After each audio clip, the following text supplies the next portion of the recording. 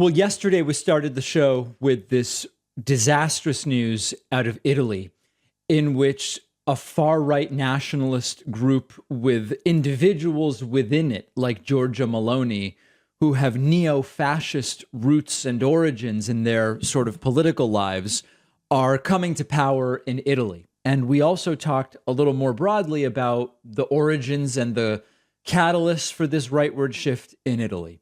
It shouldn't surprise us that in the 24 hours following the news of what's taking place in Italy, American right-wingers, who of course don't claim to be fascists or neo-fascists or anything of the sort, have rallied behind Giorgia Meloni, in some cases without even actually knowing what her name is. Marjorie Taylor Greene referring to her as Giorgio. Maybe she thinks it's a man. I don't really know, but we'll get to that in a moment.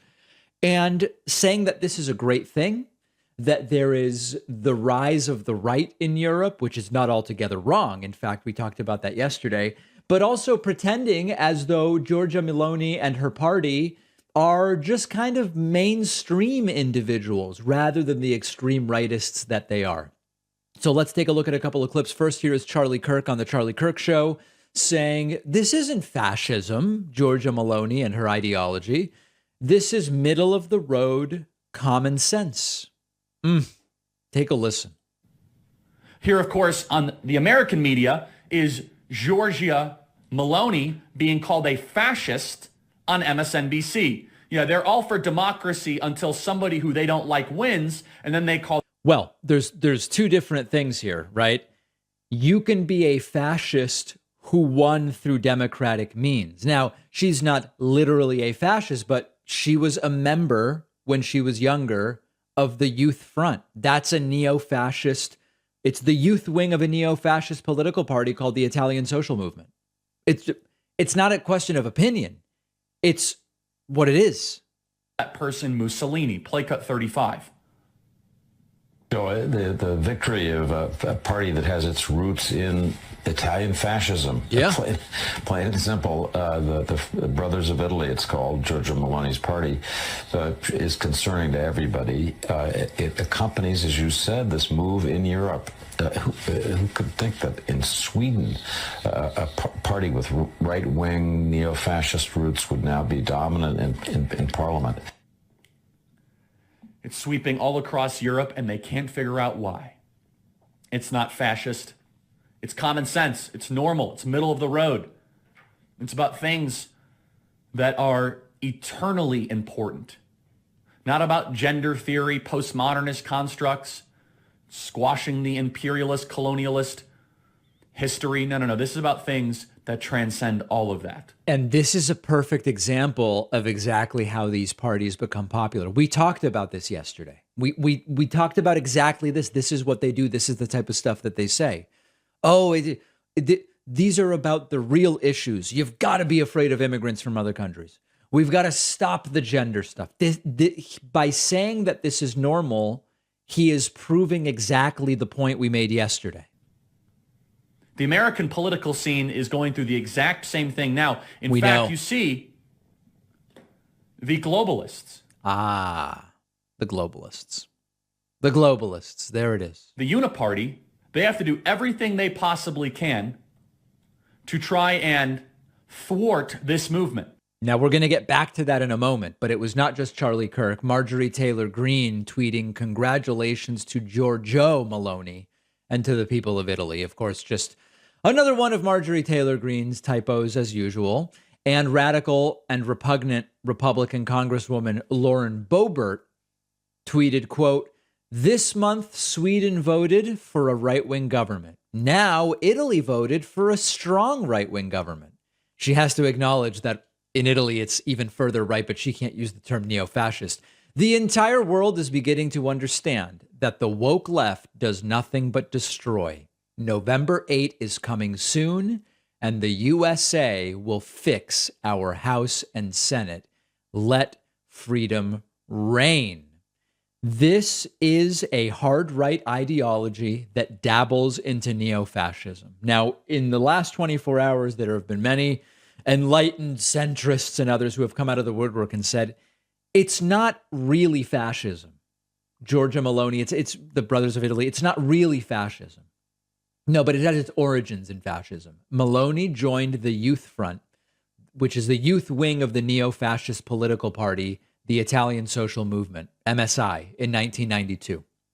They've taken these extreme nationalist positions, hardline against immigration, put out the Italian Navy to patrol the water and block migrants from arriving by sea. Vox has written that Meloni's victory will roll back minority rights, including the rights of women, LGBTQ people, and migrants. It's the typical hard right package. The Brothers of Italy use the insignia and the slogan God, Country, Family, which is an echo to its fascist predecessors. She's against abortion. She's against same-sex marriage. She's against same-sex parenting. She's against multiculturalism. In May of 2020, she praised Giorgio Almirante, who's the co-founder of the Italian Social Movement, which is that group, that neo-fascist group I told you about. Almirante was a Nazi collaborator and editor-in-chief of an anti-Semitic and racist magazine, which published something called the Manifesto of Race. There's a lot of this stuff. Meloni has praised the Italian dictator Mussolini as a, quote, good politician, the best of the last 50 years. That was in a French newscast in 1996. So this stuff is not just being made up out of thin air. This is the reality. And what's happening is a sort of rewriting of history. Some people don't really know that much about Italian fascism. Others are easily convinced that this has nothing to do with it. But the roots of this movement are Italian fascism. That's the reality. And so certainly you can make the case she is not a fascist per se, and I'm with you. But this is a hard right group with its origins in terms of the individuals that make it up in neo-fascism and even worse. And it shouldn't shock us even for a second that the right-wingers are jumping to defend it, because they've openly romanticized these types of movements during the Trump era. We have an incredible bit of news. The White House called a Trump rioter on January 6th. Uh-oh. Why would that be the case? Well, let's see if we can figure this out, but this is blowing the lid off of yet another part of the Trump riot investigation. There's a CNN article that summarizes this quite well. Listen to this. On January 6th at 4:34 p.m., a cell phone registered to a Capitol rioter who stormed the Capitol got a phone call from a White House landline. Okay, CNN has obtained the records. Other news outlets have looked at the records. This happened, okay? White House calls a Trump rioter on January 6th. The call lasts 9 seconds. Who placed the call from the White House? Well, we don't know right now because the White House has landlines and many people work at the White House. So we don't know. Could have been anybody who works at the White House. Okay. According to the records, the call came from a 202 number, which is the publicly available number for the White House. Doesn't show a specific extension, so we don't know whose phone it came from. The call was placed in the late afternoon, right after Trump did the video message saying to the rioters, "We love you, but go home."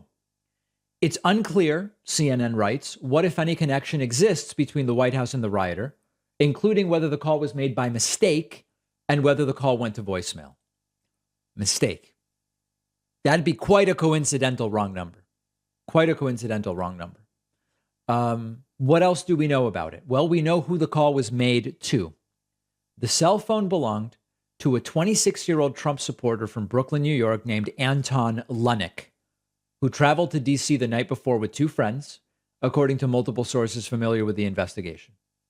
The three men attended the Stop the Steal rally on the Ellipse, and then with hundreds of others, entered and illegally demonstrated inside the Capitol. They were charged. They pleaded guilty in April, and they were sentenced earlier this month. All three declined to comment to CNN. According to multiple sources, Lunnick says he doesn't remember getting that 9-second call from the White House and says he doesn't know anyone who worked in the Trump White House. The phone call wasn't mentioned in Lunnick's sentencing or in any court documents, and a spokesman for the U.S. Attorney's Office in D.C. has declined to comment. So what exactly does this mean? And there are a number of questions here. Number one, how do you not remember a phone call from the White House? You didn't get the call, or you got it, but you don't remember what was said, or they left you a voicemail, or what, you have no memory of it? That's different than I never received such a call.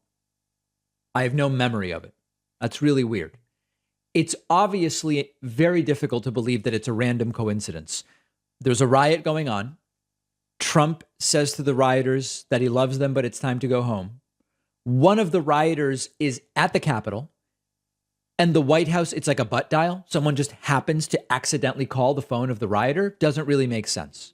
So it obviously leads to speculation. Could it be, well, someone at the White House was in touch with this rioter, meant to call the rioter on their cell phone, but realized they were using the White House line, and so they quickly hung up? Is that a possibility? Again, we're left to speculate because the official explanations so far don't make absolutely any sense. This particular rioter, Lunick, was seen in the background of an individual named Baked Alaska's live stream from Jeff Merkley's office on January 6th. They had broken into Jeff Merkley's office. Lunick, you can see in the background of a Baked Alaska live stream. Is it possible someone at the White House was watching the stream, saw Lunick, was like, oh, that's the guy we've been in touch with, or I know that guy or something? The other speculation is Lunick agreed to cooperate to some degree for a lighter sentence. Is that related to why there seems to be no comment from anybody and not much of a desire, seemingly, to get to the bottom of who it is from the White House that called Lunick? Only questions right now. But the fact that someone from the White House called this guy on the day of the riots raises all new sets of questions about the connections between the Trump White House and the rioters, not generally, right? Of course, you can say, well, generally they were like, we'll make a speech and we'll say, let's walk down Pennsylvania Avenue, and some of these people are going to follow. Okay, fine. We knew that. This is about the specific connection between an individual at the White House and this particular rioter on that exact day. Will we ever know what happened? Yeah, I think we actually will. I think it's likely that we will get to the bottom of this. Multiple news agencies working on it, but it doesn't look good. What do you believe is the explanation for this phone call? Let me know. You can find me on Twitter at dpacman. Don't forget that the best way to support the David Pakman Show is by becoming a member, which gives you access to the daily bonus show, the regular show with no commercials. You also get access to our entire archive of every episode dating back a really long time, and plenty of other awesome membership perks. Go to joinpacman.com and use the coupon code BETTER21 for a huge discount. Joinpacman.com. The David Pakman Show is, of course, an audience-supported program. We do an extra show every day for our members. It's called The Bonus Show. We cover more stories. I'm joined by producer Pat every single weekday. And you can sign up easily for the member show and the bonus show, both of them. We do a member show as well, which is a commercial-free version of the daily show, available hours earlier than we publicly release the show. Get all of it and more by signing up at joinpacman.com. I believe the normal membership prices are very, very affordable. However, we also offer coupon codes, no means testing. Just if you want the discount, take the discount. You can use the coupon code INDICT to get yourself a tidy little discount at joinpacman.com. You know, yesterday we had clips from this Texas Tribune event in which California Governor Gavin Newsom was striking the exact right tone and moral clarity when it comes to Republican Governor Ron DeSantis' Martha's Vineyard immigrant stunt. Gavin Newsom correctly pointing out, this is disgusting, this is using people, this is bullying, and I'm against this. I'm against this. And I believe that he did a great job of using the right language and tone that Democrats need to use. Let's not shy away from the fact that the left does have the moral high ground on most issues when compared to these completely amoral right-wingers. Well, I have another clip from that very same event, and it's of Transportation Secretary Pete Buttigieg. And again, yesterday I mentioned, there are certain people right now in the Democratic Party that know how to talk about these issues. Gavin Newsom is one of them. I've talked about Katie Porter. To some degree, we've talked about Stacey Abrams and Jamie Raskin. Pete Buttigieg is also one of those folks. And here is Pete talking about the Ron DeSantis stunt. We need more Democrats talking about issues in this way. Take a look at this. Obviously, there are issues with the border and with migration. But these are the kinds of stunts you see from people who don't have a solution. Right. Like,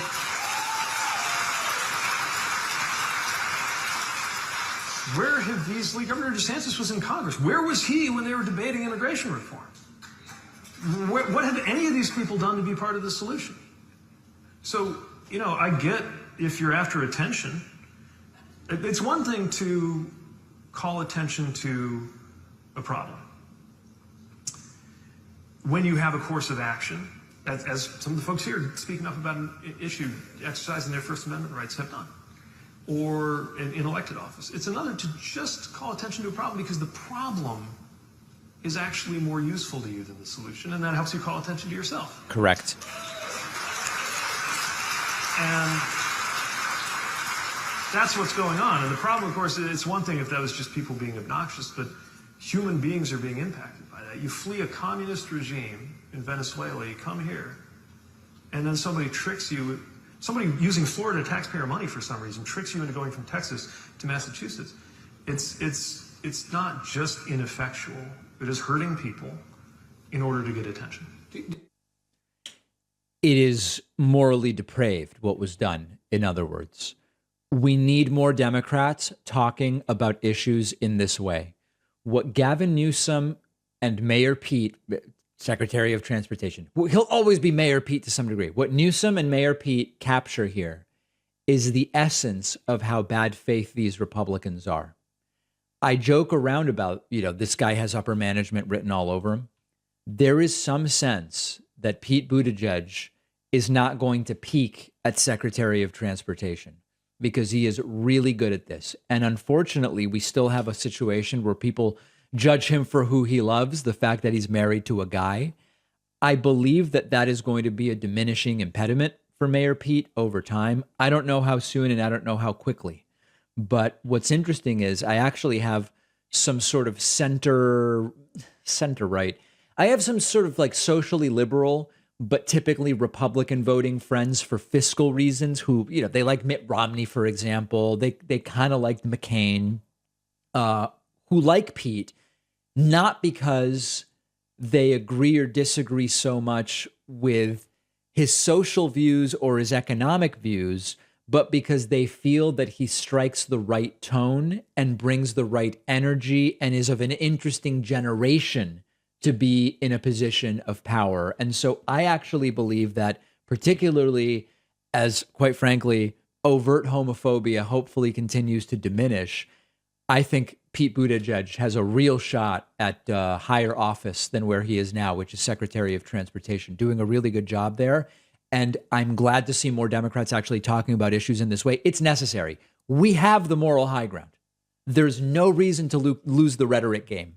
It's just we have to know how to talk about the issues. And some of these guys and gals absolutely do. Hey, you're going to love this. An OAN host brutally attacks me, tags the wrong David Pakman on Instagram, tagging a scam account, misspells my name, and is generally totally triggered. Here's the backstory of this.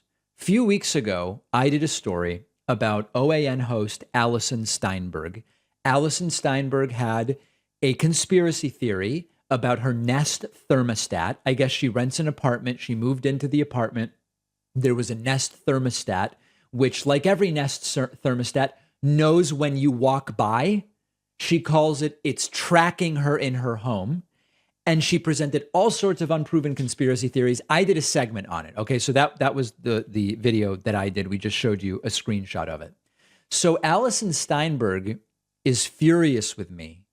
And she now has done a segment on OAN. Imagine that this is Trump's darling OAN attacking me.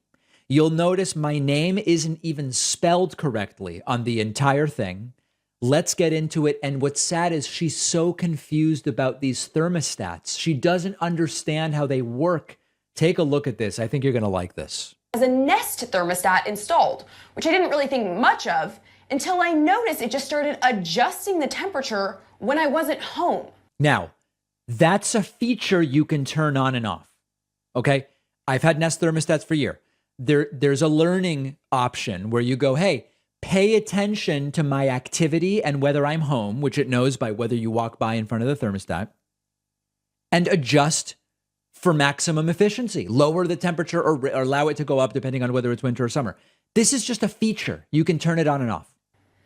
When I realized this device has the ability to actually sense your whereabouts, it immediately led me to believe that this is yet another system that will soon be required in probably every new home that's built, which I personally find deeply disturbing. Now, it's just home sense. That's what it's called. You can tell it. Sense when I'm home or not. You can turn it off. It's no big deal.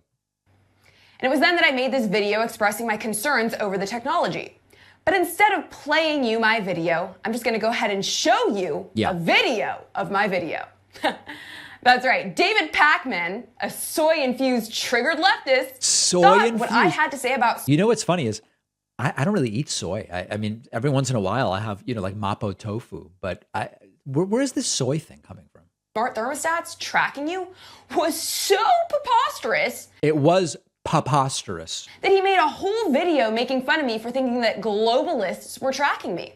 Watch. Oh, and please, while you're watching, make note of his extremely and utterly pathetic attempt at an Alex Jones impression.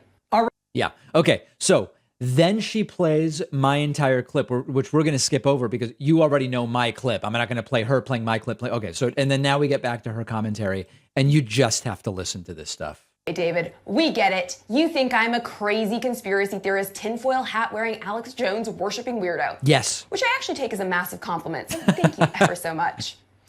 But what if She's saying, I actually am all of those things. I were to tell you, David, that not only was Alex Jones right, but so was Alison Steinberg. Well, when thousands of XL customers in Colorado tried adjusting their thermostats Tuesday, they learned they couldn't. Denver 7 consumer investigator Jacqueline Allen talked with some of those customers. Jacqueline, they're upset they had no control over the temp in their own home. That's right. And, Excel is calling this a rare energy emergency. And yes, they took over tens of thousands of smart thermostats here in Colorado. For the first time, there was nothing homeowners could do about it. Well, shucks. Now, Alison Steinberg is so clueless that she doesn't understand. That's a voluntary Colorado rewards program. It's not mandatory. Do you understand what you're signing up for? Okay. In Colorado, they had this program where if you opt in with your smart thermostat, it's your choice, freedom. Okay. If you opt in to let them set your temperature during so-called energy emergencies, you get $100 credit and $25 a year. It's optional. There's no subterfuge. People chose to do that. Are the people too dumb to understand what they're even signing up for? Well, that may be the case, but it's not really a conspiracy. What do you know? Looks like conspiracy theorists win again. Now, what do you have to say for yourself, David? I just said it. This is a program people chose to participate in. I think you owe me an apology. Along with about 22,000 other people. Oh my God. Tallarico tried to crank up the AC. I mean, it was 90 out, and it was right during the peak period. That's when he found out he had no control of his thermostat. A message from Excel on his thermostat saying temperature locked during an energy emergency. And our thermostat was locked in at 78 or 79. Turns out he's not alone. Excel confirms to Contact Denver 7, 22,000 customers were locked out of their smart thermostats for hours on Tuesday. Because they opted into the program by choice to get $100 and then $25 a year. To me, an emergency means there is, life, limb, or, some other danger out there. Some massive wildfires. He says he had no idea locked thermostats came with that, and it's not what he signed up for. It just doesn't sit right with us to not be able to control our own It quite literally is what he signed up for. thermostat in our house. You see, David, when I say globalists, I'm not just referring to the top 1% upper echelons of society. I'm also talking about all of their minions who are too dumbed down to figure out what's going on and are complicit in aiding said globalists in carrying out and ushering in their agenda. I guess that's me. And by agenda, I mean creating a spy state and a social credit system, all to keep you safe. Can you imagine? They sell it as convenience. Oh, look how cool this is. You don't have to worry about remembering to turn off your air anymore. Save money on your outrageously high energy bills. Do you think she's figured out that these are just settings on her Nest and she can turn all of them off? Of Democrats, and let your smart thermostat shut off while you're away. The same people who are creating the problem are selling you the solution. Big tech and private companies are teaming up to put you in a high-tech social credit score prison. And it's honestly not even really a conspiracy at this point, now that we have dictators like Governor Greaseball telling us when we can and can't use our AC and home appliances. And today... So she cuts to Gavin Newsom. The funny thing is, this has nothing to do with just Democratic governors. Texas has this ERCOT system where they've decided to isolate their electrical grid. And so there's storms in the winter and nobody has power. It's crazy what Texas has done. Texas's energy grid, patriotic, independent, their energy company, they did the same thing. Okay, they did the exact same thing. And we covered it at the time. Texas's largest energy companies say they adjust some customers' thermostats due to grid conditions. Consumers say they weren't aware they opted into such a program. It's the same thing with the Republican governor. It's user error. The customers don't know what the hell they're opting into, and she wants to pretend it's globalish and Gavin Newsom and Democrats. It's just user error and people who don't know what the hell they're doing. And tomorrow afternoon after 4 p.m., in particular 4 p.m., please turn your thermostat up to 78 degrees or higher and avoid to the extent possible using any really large appliances.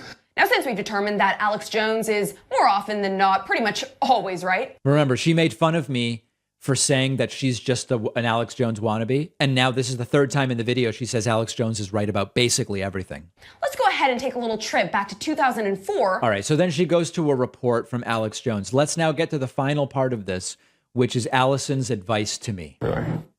Well, there you have it, folks. I don't know what more you need to see. They started cultivating this technology decades ago, and the creators are literally telling you exactly what they're doing. But sure, go ahead, David. Keep drinking your soy and getting your poison shots and believing everything the media tells you. Whatever you do, definitely don't question anything, ever. I'm questioning this. But if you do see this video, I would just like to make a couple of very small requests. One, please stop uploading my content so you can monetize it. I could say the same to you. I believe you owe me some cash now, along with your apology. And two, for the love of God, stop playing your pre-recorded sound bites impersonating Alex Jones, because quite frankly, they suck and you sound nothing like him. Ooh. If you're gonna make fun of someone, at least do a decent job. Okay. Oh, and last thing, your button-up sweater vests have got to go. I don't have any button-up sweater vests. I don't know what she's talking about. You're already affiliated with the party who's in support of MAPS, so I would hate for people to think that you're one of them. Just saying. So anyway, there is Alison Steinberg. And by the way, MAPS is like minor attracted persons. It's like a code word for pedophile, which is, it's sort of their playbook. Just call anybody you disagree with a pedophile. So extraordinarily interesting stuff. And one other little funny note, in her post, she tags an account called David Pakman Show Fan with no followers that she thinks is me. And she couldn't even tag. I mean, it's crazy. Every detail is crazy. She tagged a spam impersonation account of me when she uploaded this video. Scary stuff. We'll have this clip on our Instagram at David Pakman Show. If you value what we do at the David Pakman Show, remember to support us on Patreon. Go to patreon.com/David Pakman Show, where you can get access to behind the scenes videos, the daily bonus show, the commercial-free daily show, as well as special discounts on merch, including hats, hoodies, mugs, and t-shirts. You can support the show for as little as $2 a month. Check it out at patreon.com/David Pakman Show. Today, we are going to be speaking to another 2022 candidate, and we will be speaking with Republican Alison Hayden. Alison Hayden is running for Congress in California's 14th district against Eric Swalwell, the current Democratic congressman from California's 15th congressional district, now running in the 14th due to redistricting. Alison, it's great to have you on. I really appreciate your time. Good morning. Hi. So indulge me, if you will, because there are such diverse views about this among Republican candidates running. I've been starting with what may be a simple question, and if it is, that's great, and we can move on. Who is currently the president of the United States? Joe Biden. Okay. And do you believe that his presidency reflects the will of the people as they voted in 2020? I doubt it. I don't know. I don't know. You don't know, or you doubt it? I would say with so much controversy around election integrity, which is actually my first, I think, mandate when I get in, is really to clean up our election processes. That there are too many questions. It's really not for me to. I'm not on the inside of that, so. Well, you did retweet a meme that says Trump won, so it seems something made you believe that you do know who actually won, right? So you tweeted a meme that says Trump won. What makes you think Trump won? Well, I live in Northern California, and so many people, even Democrats, told me they voted Trump. So the numbers didn't seem to reflect my experience. And so because some Democrats told you, just as my, yeah, in my own interactions with people. I mean, Trump did get 6 million votes, so certainly you could have been talking to some of those 6 million. That's not really evidence of fraud, is it? No, I'm not. I will say I went in and I was an observer in the processing of votes. Okay. And there were big problems with that. Like what? And I even called out, I witnessed a vote being called for Newsom that I could clearly see was not Newsom on the ballot. Okay, but in terms of you tweeted that Trump won. You tweeted that Trump won. What do you have to believe that? We're talking election integrity. Yeah. So I think there are questions with the vote. Okay. And we need for everyone.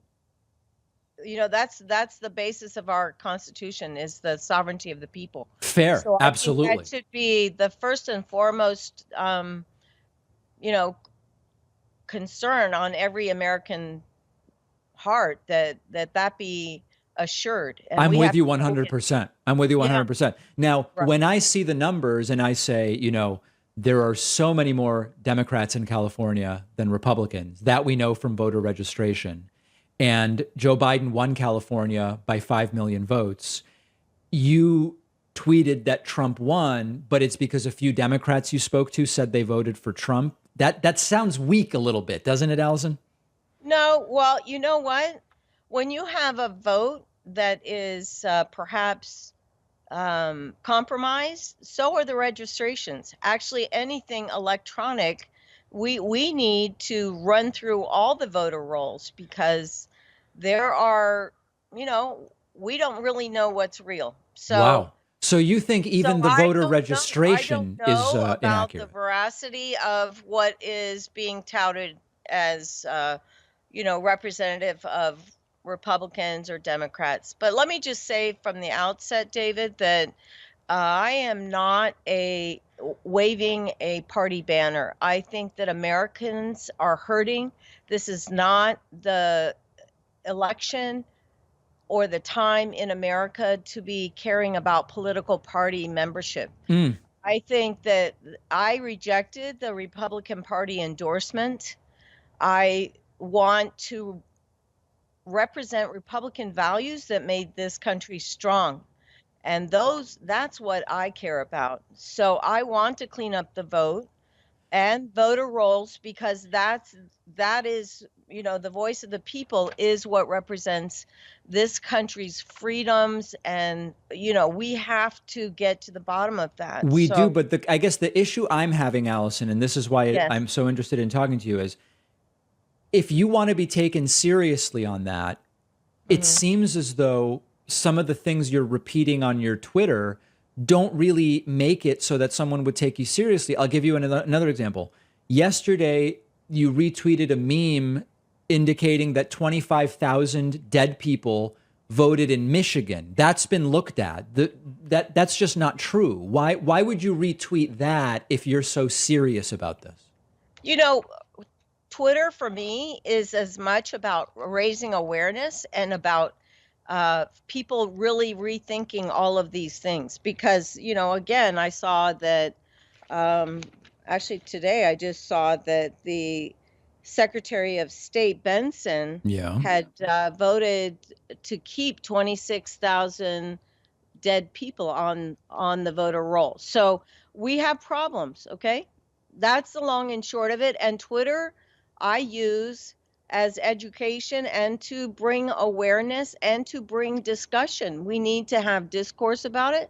And it ferrets out more information. You know, when you throw things into the public square, this whole notion of discourse, this is what is lost in America, and this is what made us strong. But Alison, I'm sorry, I hate to interrupt, but you're going so off track. How many dead people do you believe voted in Michigan? You know, I'm not on the inside. I could not speak to that question. So why were you comfortable retweeting it's time something? For us to all look at the voter rolls. I don't know if you've seen any of Dr. Douglas Frank's interview. He's been going around the country showing us what he discovered, and he's done just on public information, watching, and he has the voter rolls for the last 20 years. He's potentially criminally in possession of voting machines and is being investigated by the FBI. I don't know that Douglas Frank is the person I would look to on this, but in the interest, I'm not sure the FBI is where I would look to for confidence either. Oh, are you a supporter of law enforcement? You know, I am definitely, but you know what? I think what's been exposed in America is its underbelly, and we have many problems across many institutions. And this is the hour to clean up America, not to shore up anything that has fallen. You know, when you have humans leading institutions, you can expect that there's going to, you know, eventually things get corrupted. And we have seen how many of these institutions that we have counted on, relied on, have problems. And as much as the voter rolls, same with the intelligence agencies, we need to, and law enforcement. I live in Alameda. There is by the sheriff's office itself admitting how corrupt things have become. So, you know, instead of trying to defend something, let's all come together, unite to fix it. The problem is, Alison, this is for the American people. This is not about party politics. It's very wishy-washy to insist on coming together to fix things without being able to demonstrate that they need fixing. And I'll give you an example. There is no evidence whatsoever that anyone other than Joe Biden easily won in California. There is no evidence at all that the voter rolls in California are off. There is no evidence that dead people voted in Michigan. There is no evidence that the FBI investigation of Mike Pillow and Frank that you mentioned is anything other than a completely legal and well-established investigation. It's very easy to just say, let's just come together and let's just fix it. But when you're wanting to fix things without being able to provide proof that they're broken, it doesn't feel like it's a good faith position. When people are in control of what is said to be true or not, and they themselves are the corrupt ones, we don't know. So your claims coming from them, from people in positions who themselves may be the ones that are corrupt. But I'm not making claims. Well, you're saying... I'm saying you're making the claim. You're making the claim and showing no evidence. I'm sorry? You're making the claims, extraordinary claims, and providing no evidence. America is shouting for truth in voting, okay? The confidence of the American voter is completely eroded, and we need to fix it. Right. We need to shore up everyone's confidence, and that's Democrats, Republicans, every political stripe. Americans are Americans, and we stand here and our borders are impacted because the world wants to come here and live and to have the freedoms that we possess. All right. And it is our duty as Americans to make sure those freedoms are stand strong. And we need to do that and not try to defend something. We need to win. If there's no problem, what's the problem? That's my question to you. Well, listen, let me ask you something else, Alison, because I know, we want to focus on evidence. You tweeted that Antifa rioters were actually the ones breaking into the Capitol on January 6th, and that MAGA patriots were trying to pull them away from going into the building. You don't honestly believe that now, do you? I'm not sure I tweeted that. You did. You tweeted it. You tweeted it January 8th, 2021. We can provide the citation. There were provocateurs. Well, I mean, please send me that tweet. I would love to see it. Sure. I mean, I tweet a lot of things, but do you mean the things you tweet? There were provocateurs there, and they were in the crowd, and they were, Ray Epps was Oath Keepers. He's known to be an FBI associated person. There is absolutely no evidence that Ray Epps is an FBI associated person. Whipping up the fervor the night before, and that has been completely debunked, Alison. That's been completely debunked. Alison, do you mean the things you tweet? As I said, I use tweets also to get people to talk about subjects which are not settled. We need to clean up America. Alison, do you believe that the 700 if that was going on, David, would you not want it sorted out? I would. Would you not want those people brought to justice? Is there any evidence whatsoever that you have that the 700 Trumpist defendants from the Capitol riots were not genuinely Trumpists? Any evidence? Well, do you have any evidence they weren't? Yes, their social media records, their social media histories, the things that law enforcement found in their homes, their communications, their overt statements about their political views. We have all of that. Do you have anything to suggest that none of that is real? People went to Washington on January 6th because they questioned the vote. That's telling you that there are many Americans who are not comfortable with the way it went down. But my question was, do you have any evidence that they're not really Trumpists? Alison, hold on a second. You're answering different questions. I told you why I believe they are Trumpists. People went there. No, they dragged out things. You can put a different frame on any evidence you have. Not a frame. Not a frame. Hold on a second. Hold on a second, Alison. Anybody can. You can paint a picture that is completely divorced from reality by cherry picking evidence. So is it cherry picking to say that the rioters had exclusively pro-Trump social media histories? Look, a grandmother is there in jail, people that just cared, and they showed up and they dragged those people before. So this is not okay. This is not America. Those people have a right to First Amendment to confront their government when they have a question. But wait a second, Alison. Hold on a second. Wait a second, Alison. Alison, hold on a second. Alison. No, you first said, hold on a second, Alison. Wait a second. Wait a second. Right. Nobody's going to be able to hear you unless we can each take a turn. Yeah. You first said you don't believe they were really MAGA Trump people. And now you're saying they had... Hold on, let me finish the question. Put that in my mouth. Please don't feed things into my mouth. Everyone out there I can't characterize, I don't know them. I've never met those 700 people. I can't tell you what they were or were not, but they were out there, made the trip because they were concerned about the vote. So you agree that they were Trumpists? That doesn't make you a Trumpist. That makes you an American concerned about the sovereignty of your vote. Almost no Democrats were concerned about the election. I'm sorry. That makes you an American. Wow. Alison, you sound completely disconnected from reality, right? Like completely disconnected. Reality, certainly your reality. The empirical one, for which we have evidence. No, there's nothing more empirical to yours than mine.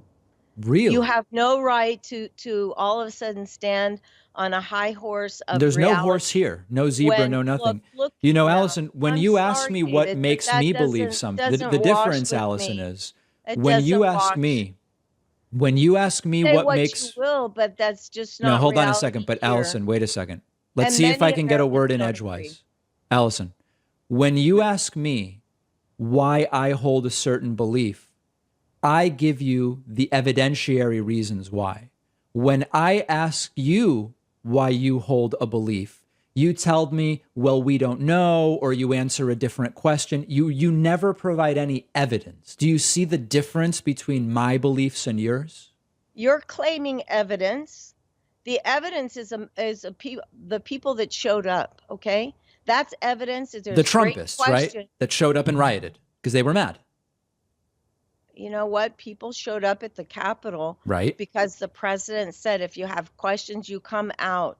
Be an American. This was not to raid the Capitol. Which they did, though. But they did that. You know what? There were infiltrators there. So the rioters were not the Trumpists who were concerned about the vote. Is that right? I am not a person that is able to make any determination about the people. All I know is that there were infiltrators there that were whipping people up and trying to get things going. Wow. So, Alison, you're scaring me. I'm scared for the future of our nation. Really, genuinely. It is, and we should be. That's what this is all about. Yeah. No, I mean, if folks were to vote for you, I would be very scared. And we should have fear about this. This is why we need to get to the bottom of it. Yeah. This is exactly the reason. It's to save America. This is not Trump or anything else. All right. Well, you've heard it here from Alison Hayden. Trump. It's not about Trump. It's about America. Your choices in the 14th district and the rights.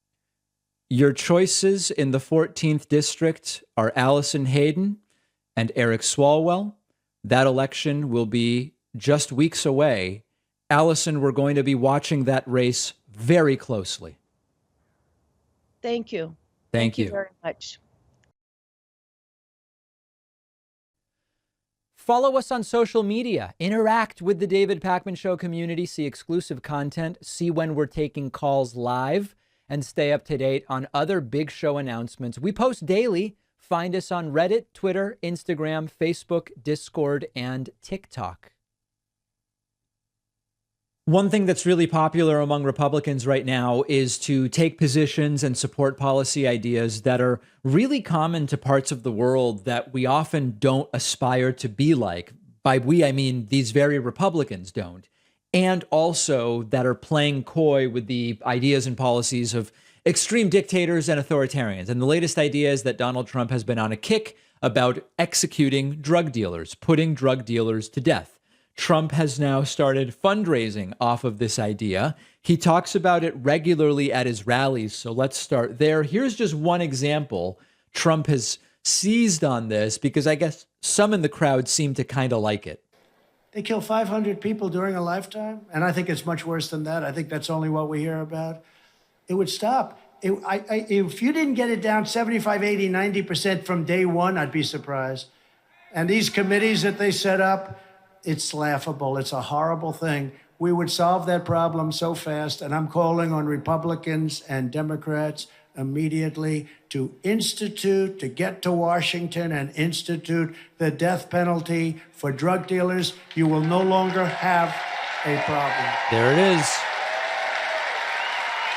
Kill the drug dealers. And as you all probably know by now from years of following this guy, when he seizes on something, he really seizes on it. And of course, the ideal thing would be, can I make some money off of it? And indeed, Donald Trump is now sending out fundraising emails about this. DonaldJTrump.com sent out an email called The Death Penalty. And when you look inside the email, it's another one of these fake polls. And what I mean by that is it looks like a poll. They want you to take a survey, but it's actually a fundraising pitch. Do you agree that drug dealers should face the death penalty? Yes or no? Thank you, Team Trump.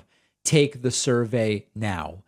You know, capital punishment for drug trafficking is something that some countries do have. Now, it's rarely because you got caught selling some pot on the street, but there are countries that have extremely severe punishments for drug dealing and drug trafficking. But I'm going to tell you what some of those countries are.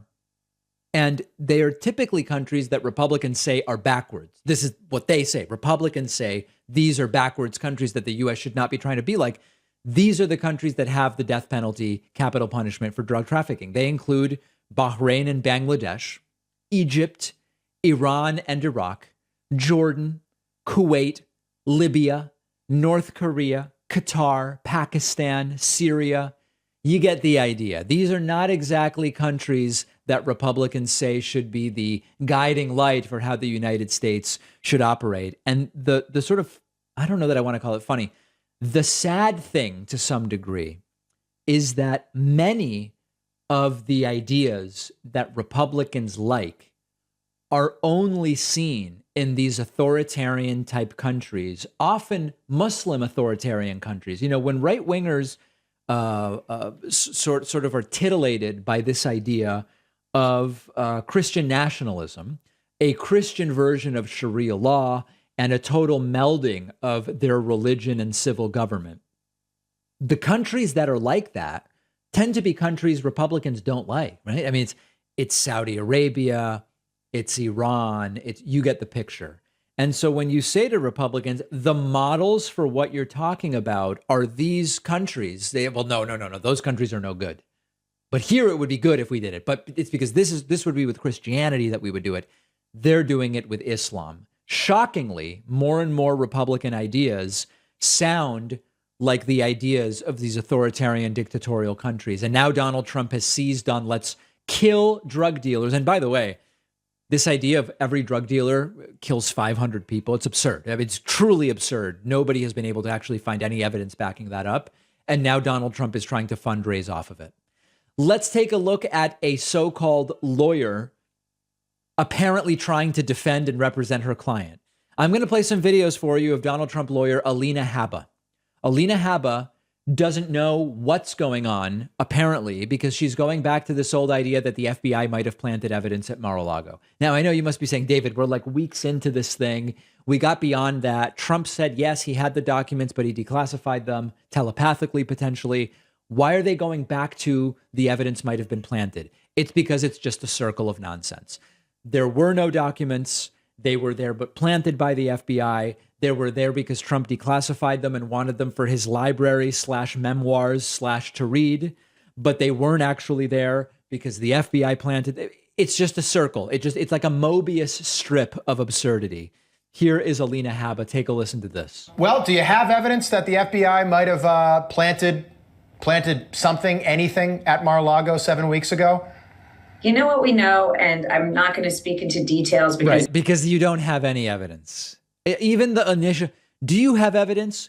You know what we know, and I'm not going to speak about details. The answer is you have no evidence that anything was planted. It would obviously be confidential and go to the defense of the case. The attorney's handling it, which I am not, but as I have said on the show before, I think the concern is that we have recordings of these agents going in, and then we were not permitted to watch the agents in. We see agents go in, we see agents come out, and we just don't know what of what they took out was actually brought in by them. But do you have any evidence? Well, no evidence, but we saw them go in and we saw them come out. Mar-a-Lago go into his office space, for instance, or his home, his bedroom, or Melania's closet.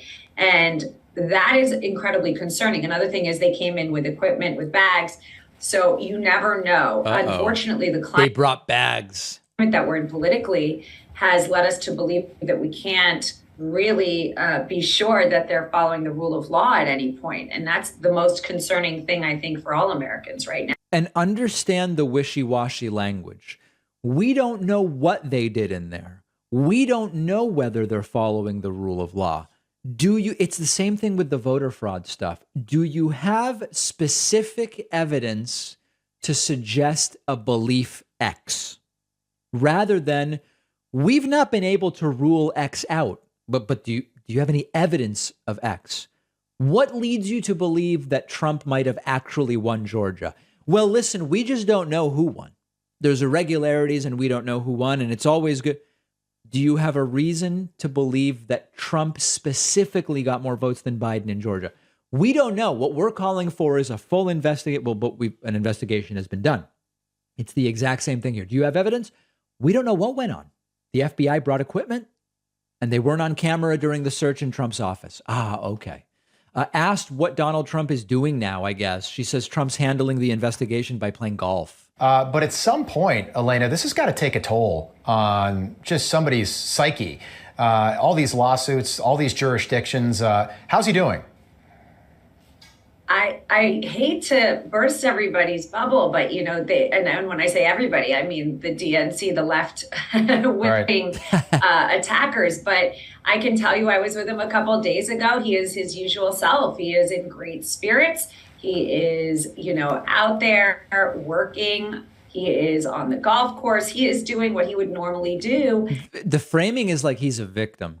Is he still in good spirits despite this horrible thing that's being done to him? Folks, this is a guy being investigated as a possible criminal. And quite honestly, really optimistic for the midterm elections and optimistic for the country's future post-Biden regime. Right. And I think that's what makes a leader. You can't get down when the country is failing and you're under siege. You have. All right. So anyway, you might be wondering, why would a lawyer do this? This lawyer, Alina Habba, who's been increasingly present in media. Why would just a lawyer take this as a job? You have to understand, she's primarily like a political actor. And if you look at her Instagram, you actually see she calls herself a patriot and a litigator with the American flags. Her pictures are with Trump, her going to Mar-a-Lago and posting propaganda about Trump, posting pictures with Trump, posting a picture at one point with, I'm not even going to show it, but like with her kid's wearing a Trump hat. This is primarily an individual acting as a political actor, not as a lawyer. And she actually said, I'm not one of the people representing Trump in the legal proceedings here. She's representing Trump on television, and it's absolutely and completely pathetic. I got a voicemail from an astrologist. Now, I don't believe in any of this stuff. But here is an astrologist explaining how Donald Trump still has 35% approval. Take a listen to this. Hello, David. I'm an astrologer. I've been on a TV show similar to... Oh, astrologer, not an astrologist. Sorry. Dragon's Den. Did Donald Trump's astrology chart years ago. I'm pretty accurate. Anyways, in your video, Trump approval plunges to lowest in a year. You were scared that still 30-some% approve of him. Yeah. Guess what? There's in astrology, there's 30 degrees in each sign, and 10 degrees of them are always in what's called cusp, half of one sign, half of another. And 30% of the calendar is in cusp. 30% of Trump supporters are Trump has 30% of support. They're all cusps. I guarantee you, they're all born around the 21st, 2-3 days in between the 21st of the month. That's how that's how 33% of the people still believe in Trump, because astrology, astrology charts, they're fooled by it. They're half of one sign, half of another, and they're confused. They're built-in conflict. That's how it works. Yeah, I don't believe in any of that. Astrology is just not scientific. Even put aside the concept of people's personalities and lives being influenced by the position of planets when they were born. Most of the astrology charts aren't even actually accurate for the time that we were born. So like at its face, it doesn't make any sense. But I always love hearing an interesting voicemail, and so I appreciate it nonetheless, even though I don't believe in any of it. We have a great bonus show for you today. We are going to talk about Hurricane Ian. We are going to talk about Edward Snowden getting Russian citizenship from Vladimir Putin. And we will talk about the latest in the Matt Gaetz investigation. Charges likely not forthcoming. Not forthcoming. Oh, the bonus show where you want to make money, but everybody else that makes money to fund themselves is bad. All of those stories on today's bonus show. Sign up at joinpacman.com to get instant access.